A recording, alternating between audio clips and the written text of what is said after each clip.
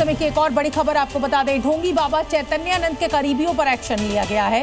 बाबा से जुड़ी 3 महिला सहयोगियों से पूछताछ चल रही है। काजल, श्वेता और भावना से पुलिस ने पूछताछ की है। तीनों महिलाएं बाबा के इंस्टीट्यूट में काम करती थी। पुलिस को बाबा के मोबाइल फोन से भी कई राज मिले हैं।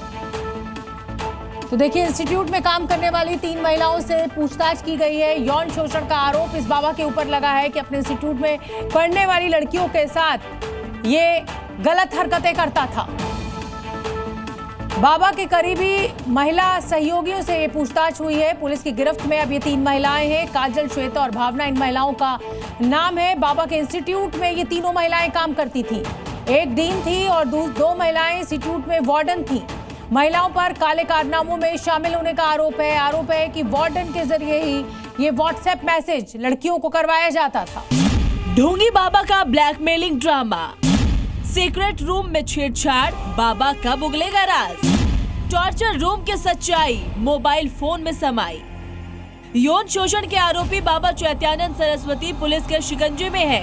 लंबी खोजबीन के बाद गिरफ्तार बाबा से पुलिस सवाल जवाब में जुटी हुई है, पर बाबा अब भी अपने गुनाहों से पर्दा हटाने से कतरा रहा है, या यूं कहें कि अपनी काली करतूतें छिपा रहा है। दिल्ली पुलिस बाबा से जुड़े एक कारनामों की परत दर परत खोलने में जुड़ी हुई है।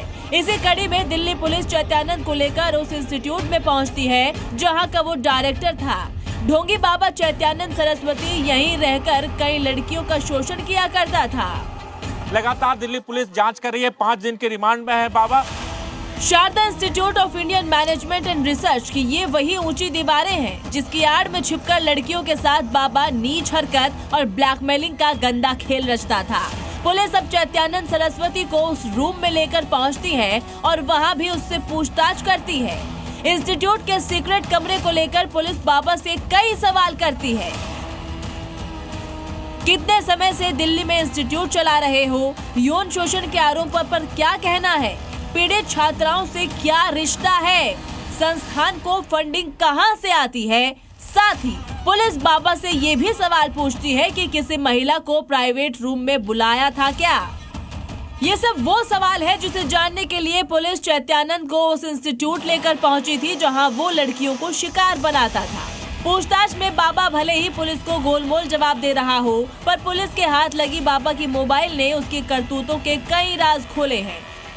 पुलिस ने बाबा के फोन से कुछ आपत्तिजनक चैट, एयर होस्टेस के साथ तस्वीरें और लड़कियों के मोबाइल डीपी के स्क्रीनशॉट बरामद किए, जो अब बाबा पर लगे एक आरोपों को सही साबित करने में अहम भूमिका निभा सकते हैं।